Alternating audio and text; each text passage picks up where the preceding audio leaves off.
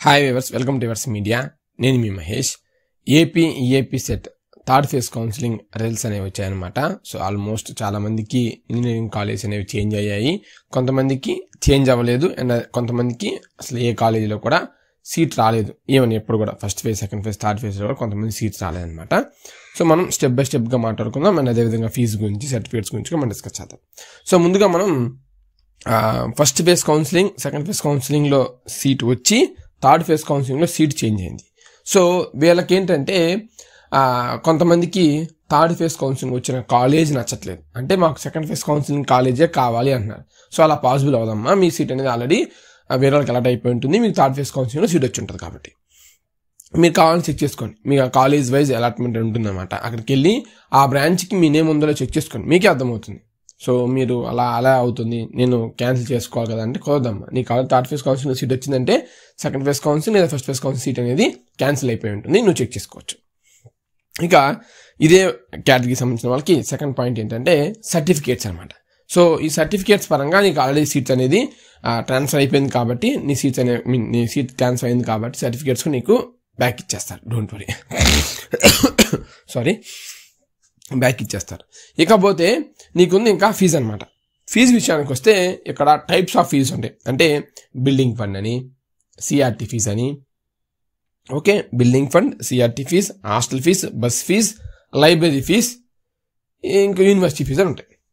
So ఇందులో భాగంగా ఒక్కొక్కటి మనం డిస్కస్ చేసినట్టయితే బస్ ఫీజ్ మీకు ఫుల్ ఇవ్వరు, మీరు అడిగినా తప్పే. ఎందుకంటే ఆల్రెడీ ఎన్ని డేస్ అవుతుంది, నియర్లీ 3 వీక్స్ అవుతుంది కాబట్టి, లేదా ఇన్ కేస్ మీకు ఫస్ట్ ఫేజ్ కౌన్సిలింగ్ అంటే మీకు నియర్లీ 1 మంత్ అవుతుంది కాబట్టి మీకు ఈ యొక్క బస్ ఫీజు అనేది ఫుల్ ఇవ్వరు. సో మీరు ఫుల్ ఆగడం కూడా కరెక్ట్ కాదు. సో మీరు అందులో ఏమనగాలంటే మీరు ఎంత ఫీజు కట్టారు అండ్ అదేవిధంగా పర్ మంత్కి ఎంత అవుతుందో చూస్ చేసుకొని మీరు వెళ్ళినా వెళ్ళకపోయినా, ఈవెన్ మీ బస్ ట్రాన్స్ఫర్ బస్సు ఎక్కినా ఎక్కపోయినా మీకోసం బస్సు పెట్టుంటారు, అంటే సీట్ అనేది అలాట్ అయి ఉంటుంది కాబట్టి. సో మీరు ఏం చేయాలంటే సింపుల్గా సార్ మీరే చెప్పండి, మీరు అనవసరంగా ఫుల్ ఆడటం కన్నా కరెక్ట్ కాదు కాబట్టి మీరే హుండాతనంగా సార్ బస్ ఫీజు 20,000 లేదా బస్ ఫీజు 10,000 నెలకి ఎంత అవుతుంది, ఓకే 20,000 అయితే నెలకి 2,000 అవుతుందో లేదా సంథింగ్ 2,000 కన్నా తక్కువ అవుతుందో అనుకోండి. అంత ఫోన్ కట్ చేసుకొని 1 మంత్ అయింది కాబట్టి కాలేజ్ స్టార్ట్ అయ్యి రిమైనింగ్ అమౌంట్ పే చేయమని అడగండి. ఓకే, బస్ ఫీజు అయిపోయింది. ఇక హాస్టల్ ఫీజు కూడా సేమ్ అండి. సో మీరు ఎంత అయితే ఉంటుందో అంతా కట్ చేసుకొని రిమైనింగ్ అమౌంట్ చెప్పండి, ఈవెన్ మీరు హాస్టల్ జాయిన్ అవ్వకపోయినా సరే. ఓకే, ఇందులో కొన్ని హాస్టల్స్లో డిపాజిట్ ఫీ ఉంటుంది, నాన్ రిఫండబుల్ ఉంటుంది అన్నమాట, 10,000 5,000 ఉంటుంది అన్నమాట. సో అది బ్యాక్ రావు. ఓకే, అది క్యాన్సిల్ అయిపోయింది. లేకపోతే సిఆర్టీ ఫీజ్ మీకు బ్యాక్ ఇవ్వరు, ఎందుకంటే ఆ సిఆర్టీ ఫీజ్ నాకు తెలిసి చాలా కాలేజెస్లో ఒక ప్రాపర్ స్ట్రక్చర్గా వసూలు చేయట్లేదు, కావాలని వసూలు చేస్తున్న ఫీజు అనమాట. సో సిఆర్టీ ఫీజ్ అనేది మీరు యూనివర్సిటీకి కంపెనీ చేసిన సరే అసలు సిఆర్టీ ఫీజ్ ఎందుకు కట్టారని అడుగుతారు. ఎందుకంటే సిఆర్టీ ఫీజ్ దేనికి, సిఆర్టీ అంటే ఏంది, క్యాంపస్ రిక్రూట్మెంట్ ట్రైనింగ్, అది ఎప్పుడు 4th yearలో కదా, మీరు ఇప్పటి నుంచి ఎందుకు కడుతున్నారు అని అడుగుతారు.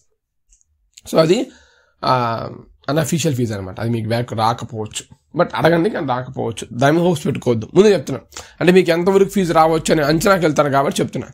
సిఆర్టీ ఫీజు రాదు, లైబ్రరీ ఫీజు కూడా బొటాబొట్టిన మొత్తం ఇవ్వచ్చు, బిల్డింగ్ ఫండ్ మొత్తం ఇవ్వాలి, యూనివర్సిటీ ఫీజు మొత్తం ఇస్తారు. ఓకే, ఇవి ఫీజు అనమాట. సో ఇందులో మీకు మహా అయితే కొన్ని కాలేజెస్ మాకు సీట్ లాసు బొక్క తొక్క అన్ననుకో పక్కలు ఆడుకోమని చెప్పండి. ఎందుకంటే నీకు థర్డ్ ఫేజ్ కౌన్సిలింగ్ సీట్ వచ్చింది కాబట్టి నీకు ఖచ్చితంగా వాళ్ళు నీకు బ్యాక్ ఇచ్చేయాలి, సర్టిఫికేట్స్ ఇవ్వాలి, అన్నీ ఇవ్వాలి. గట్టిగానే అడగండి, గట్టిగానే క్వశ్చన్ చేయండి, ఏం కాదు. అండ్ మేనేజ్మెంట్ కోటా జాయిన్ అయ్యి థర్డ్ ఫేజ్ కౌన్సిలింగ్ సీట్ వచ్చి ఉంటే అది నేనేం మాట్లాడలేను, ఎందుకంటే మేనేజ్మెంట్ అంటే వాళ్ళు మొత్తం ఫీజు పే చేయమని మీరు పే చేయాలి యాజ్ పర్ లా అంతే. ఎందుకంటే మేనేజ్మెంట్ సీట్ ద్వారా కౌన్సిలింగ్ డిఫరెంట్, ఈ first phase, second phase, third phase ఈ కన్వీనర్ కౌన్సిలింగ్ వేరు కాబట్టి. సో వాళ్ళు ఏమంటారు, నాకు ఆ సీట్ లాస్ అయ్యేది కదా అంటారు. సో ఆ రూల్స్ అండ్ రెగ్యులేషన్స్ వేరు ఉంటాయి. సో అయినా సరే రిక్వెస్ట్ చేయండి, తప్పలేదు, అడగడం తప్పలేదు కాబట్టి సార్ ఇట్లా వచ్చింది, సో సోన్ మా ఫ్యామిలీ బ్యాక్గ్రౌండ్ ఇది పరిస్థితి, సో మేము ఇక్కడ ఇక్కడ మేనేజ్మెంట్ కోటాలో 4 years అంత ఫీ పే చేయడం కన్నా ఇలా డైరెక్ట్గా గవర్నమెంట్ ఫీ రిమర్స్మెంట్ వస్తుంది కాబట్టి మాకు హెల్ప్ అవుతుందనే ఉద్దేశంతో హెల్ప్ అవుతుందనే ఉద్దేశంతో కొంచెం కన్వే చేయండి, చెప్పండి. మ్యాక్స్ నాకు తెలిసి 80% కాలేజెస్ యాక్సెప్ట్ చేస్తారు, ఎవరో ఒక 20 కాలేజెస్ ఉంటాయి రాడ్ కాలేజెస్, అవి యాక్సెప్ట్ చేయరు.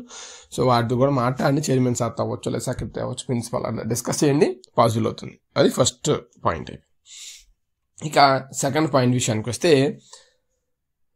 ఇంకేమన్నా కాలేజ్ రాని వాళ్ళు ఫస్ట్ ఫేజ్ కౌన్సిలింగ్లో వచ్చి సెకండ్ ఫేజ్ కౌన్సిలింగ్లో అదే కాలేజ్ ఉండి థర్డ్ ఫేజ్ కౌన్సిలింగ్లో same second phase counselling college చూపిస్తుంది అనుకోండి, మీరు చక్కగా అదే కాలేజీలో కంటిన్యూ అవ్వండి. మీకు ఇంకా సర్టిఫికేట్స్ బ్యాక్ తీసుకోవాల్సిన అవసరం లేదు, ఫీజు బ్యాక్ తీసుకోవాల్సిన అవసరం లేదు, అన్నీ ఓకే. కానీ అన్న ఈ కాలేజీలో నేను ఎలా చదవాలన్నా, నాకు ఈ కాలేజీ నచ్చలేదు, నచ్చకే కదా నేను థర్డ్ ఫేజ్ కౌన్సిలింగ్కి వెళ్ళాను, ఇప్పుడు నాకు మళ్ళీ ఇదే కాలేజ్ వస్తే ఎట్లా అని అడుగుతున్నారు. సో ఇంక మనకి ఇంకా మీరు పెట్టుకున్న వెబ్ ఆప్షన్స్ అవ్వచ్చు, లేదా మీరు తీసుకున్న ఆర్డర్ అవ్వచ్చు, ఏదైనా సరే మీకు ఎలాంటి అవ్వలేదు అనమాట సీట్ అనేది. సో ఇప్పుడు మీరు చేయవలసిన 2 ఆప్షన్స్ అమ్మా.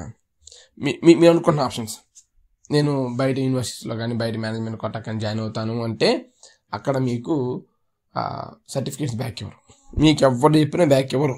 నేను కూడా వచ్చిన బ్యాక్ ఇప్పించలేను. నేను థర్డ్ ఫేజ్ కౌన్సిలింగ్ సీట్ వచ్చి సెకండ్ ఫేజ్ కౌన్సిలింగ్లో సీట్ ట్రాన్స్ఫర్ అయితే నేను ఇప్పించగలను, ఎందుకంటే త్రూ కన్వీనర్ కాబట్టి. ఇప్పుడు నేను వెళ్ళి మా స్టూడెంట్ లేదా మా సబ్స్క్రైబరు, మా తమ్ముడు లేదా మా అల్లుడో సంథింగ్ చెప్పి యూనివర్సిటీకి వెళ్తారండి, వేరే స్టేట్స్కి, కొంచెం సీటు సర్టిఫికేట్స్ బ్యాక్ ఇస్తారంటే పక్కకి ఆడుకుంటాను, నేను లోపలికి రాని.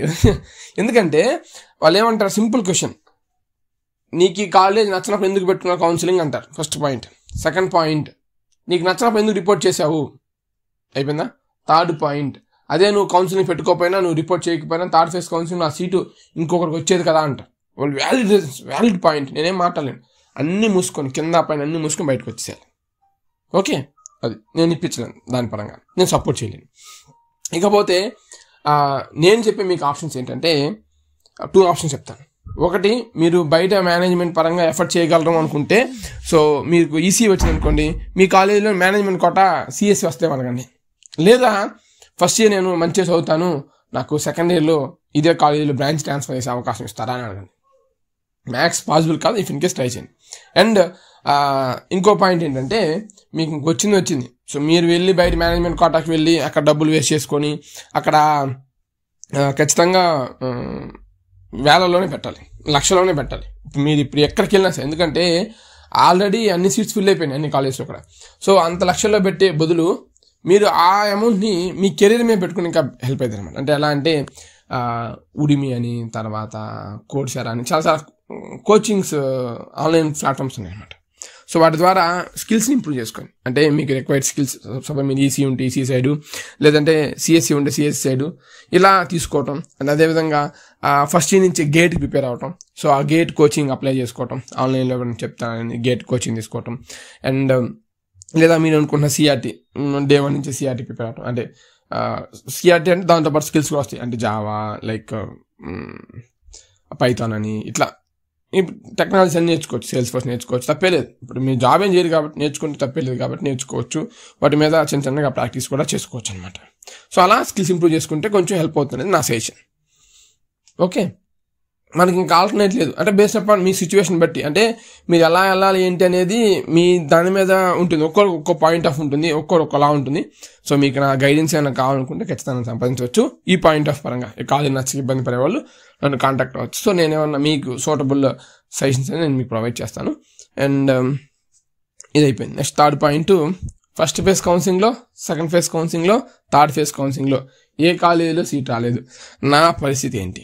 సో నీకు ఫస్ట్ ఫేజ్ కౌన్సిలింగ్లో, సెకండ్ ఫేజ్ కౌన్సిలింగ్లో, థర్డ్ ఫేజ్ కౌన్సిలింగ్లో సీట్ రాలేదు కాబట్టి నువ్వు ఇంకా ఖచ్చితంగా ఆల్టర్నేట్గా నువ్వు ఆలోచించాలి. ఏంటంటే నువ్వు ఫైనాన్షియల్గా ఎఫర్ట్ చేయగలను అనుకుంటే, ఓకే, అంటే నీకు ఫీ రియంబర్స్మెంట్ రాదు కాబట్టి నువ్వు ఫుల్ ఫీ పే చేయాలి కాబట్టి, సో నువ్వు కొన్ని కాలేజెస్లో ఓన్లీ ఫుల్ ఫీ పే చేసుకొని సీట్ ఇస్తారు, కొన్ని కాలేజెస్లో మేనేజ్మెంట్ కోటా కూడా ఫీ పే చేసుకొని మీకు సీట్స్ ఇస్తారు. సో మీరు ఆ యొక్క కాలేజెస్ కానీ అప్రోచ్ అయ్యి, సో ఏ కాలేజ్ తక్కువ డొనేషన్ ఉంటుంది, అండ్ అదేవిధంగా ఎలాంటి డొనేషన్ లేకుండా సీట్స్ ఇస్తారు చూసుకొని ఆ కాలేజ్లో జాయిన్ అవ్వటం బెస్ట్. అది స్టేట్లో జాయిన్ అవుతారా, వేరే స్టేట్స్లో జాయిన్ అవుతారా, యూనివర్సిటీస్కి వెళ్తారా, అది మీ ఇష్టం. అంటే మీ ఫైనాన్షియల్ స్టాటస్ని బట్టి ఉంటుంది అన్నమాట అది కూడా. అండ్ ఇంకోటి, లేదు ఇంజనీరింగ్ ఇంత ఎఫర్ట్ చేయాలనుకున్నప్పుడు ఆల్టర్నేట్ కోర్సెస్ కూడా ఉన్నాయి. అంతేగాని నా సజెషన్ అయితే, నా పర్సనల్ ఒపీనియన్ అయితే, మీరు వెయిట్ చేసి లాంగ్ టర్మ్లో తోలు తీసుకొని వేస్ట్. ఇప్పుడు వచ్చిందే మీకు అప్పుడు వచ్చింది. సింపుల్గా అర్థం చేసుకోండి. మీ మెంటాలిటీకి ఫస్ట్ ఫేజ్ కౌన్సిలింగ్లో సీట్ రాలేదన్నప్పుడు second phase counselling web options ఎలా పెట్టుకోవాలి పాయింట్.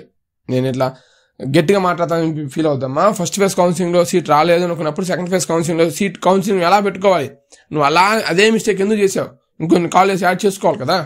లేదు, థర్డ్ ఫేజ్ కౌన్సిలింగ్ కన్నా సరే 4 స్టెప్పులు దిగాలి కదా. అదే మనకు వచ్చిన ర్యాంక్ ఎంత, మనకు కావాల్సిన కాలేజ్ ఏంటని ఆలోచించుకోవాలి కదా, మనకు వచ్చిన ర్యాంక్ ఎంత, మనకు కావాల్సిన బ్రాంచ్ ఎంత ఆలోచించుకోవాలి కదా. నువ్వు అలానే అలా 5 కాలేజీలే కావాలి, అలా 10 కాలేజీలే కావాలని చెప్పి ఫస్ట్ ఫేజ్ కౌన్సిలింగ్ షిఫ్ట్ అయ్యావు, సెకండ్ ఫేజ్ కౌన్సిలింగ్ అయ్యావు, థర్డ్ ఫేజ్ కౌన్సిలింగ్ అయ్యావు. నెక్స్ట్ రేపు నువ్వు లాంగ్ టర్మ్ తీసుకున్నా సరే అదే 10 కాలేజీలు కావాలంటావు, ఇంకా కుదిరితే ఆ 10 కాలేజీలో 5 కాలేజీలే కావాలంటావు, టాప్ కాలేజెస్. మళ్ళీ వస్తేని గ్యారంటీ ఏంటి?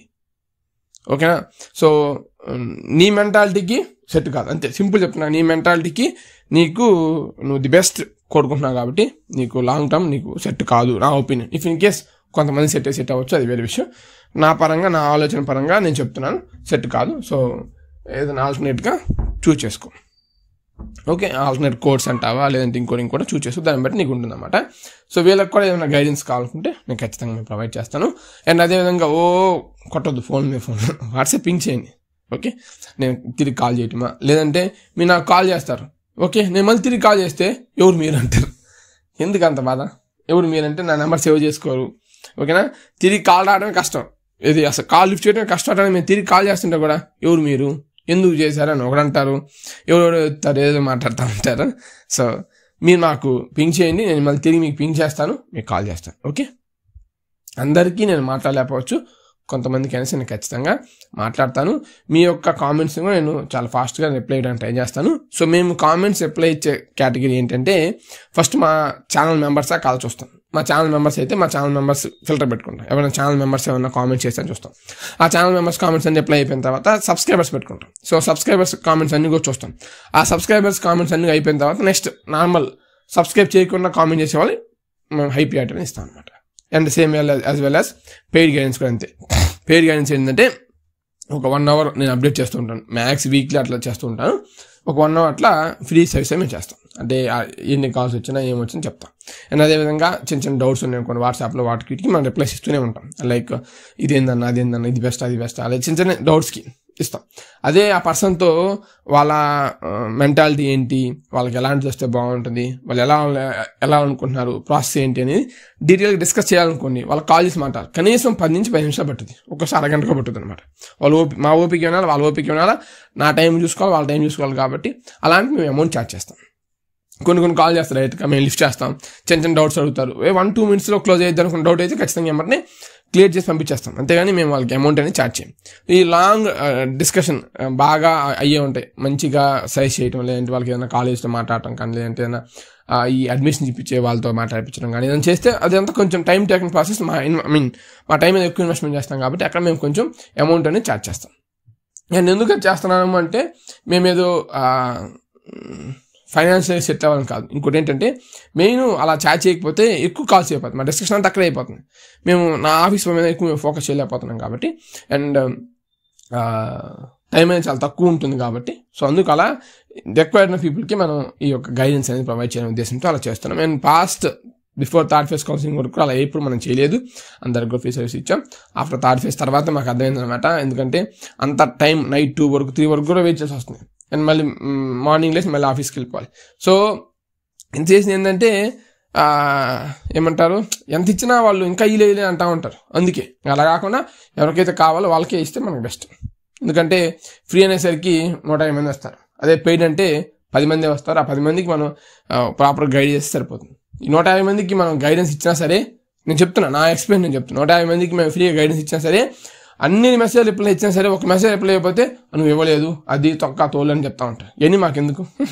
ఓకే, ఎనివే ఖచ్చితంగా నేను మీకు నా వంతు నేను సపోర్ట్ చేస్తానండి. చిన్న డౌట్స్ మీకు ఖచ్చితంగా నేను రిప్లై ఇస్తాను. అండ్ ఇంకోటి మెయిన్ మేము ఛార్జెస్ ఎక్కడంటే, మేము ఈ వీడియోలో మనం చాలా డిస్కస్ చేసాం, మాకు తెలుసు ఏమేమి డిస్కస్ చేసామని. దాదాపు 50 minutes వీడియో అంటే మాకు తెలుసు ఏమేమి డిస్కస్ చేసాం. ఈ వీడియో చూడకుండా మాకు రిప్లై చేశారు, మాకు మెసేజ్ పెట్టాను అనుకోండి, సో మేము ఖచ్చితంగా అమౌంట్ ఛార్జ్. ఎందుకంటే నీకు వీడియో చూసేంత టైం నీకు లేనప్పుడు నీతో మాట్లాడేంత టైం మాకు లేదు బాసు. సింపుల్ క్లారిటీ అంతే. నాకున్న నాలెడ్జ్ నేను ప్రతిదీ నేను వీడియో చేస్తాను. మీరు గమనించాలేదో 2000కి పైగా వీడియోస్ ఉన్నాయి, దాదాపు 3000 దాకా ఉన్నాయి వీడియోస్. అవన్నీ కూడా లాస్ట్ ఇయర్ బిఫోర్ ఇయర్ అన్ని డౌట్స్ ఉంటాయి అన్నమాట. ఎలా చేయాలి ఏంటి అనేది. లాస్ట్ ఇయర్లో first phase counselling, second phase counselling, third phase counselling seat రాలేదన్నప్పుడు వాళ్ళకి ఏవైతే ఐడియాస్ ఇస్తామో, సజెషన్స్ ఇస్తామో అవి ఈ ఇయర్ కూడా ఉపయోగపడతాయి కదా. And last year first phase counselling web option ఎలా పెట్టుకోవాలో చెప్పాము, అప్పుడు ఈ ఇయర్ కూడా వెబ్ ఆప్షన్ ఎలా పెట్టుకోవాలని ఉపయోగపడుతుంది కదా. ఆ వీడియోస్ మీరు చూడట్లే అంతే. మీకు అన్ని వీడియోస్ చూస్తే అసలు మీరు మాకు కాల్ చేయాల్సిన అవసరం లేదు. అండ్ మాకు అమౌంట్ పే చేయాల్సిన అవసరం లేదు, అండ్ మా కోసం మీరు వెయిట్ చేసిన అవసరం లేదనమాట. అన్ని ఇన్ డీటెయిల్గా మన ఛానల్లో వీడియోస్ అనేవి ఉన్నాయి. Thanks for watching. Latest updates కొరకు మైవర్స్ మీడియా యూట్యూబ్ ఛానల్ని సబ్స్క్రైబ్ చేసుకోండి.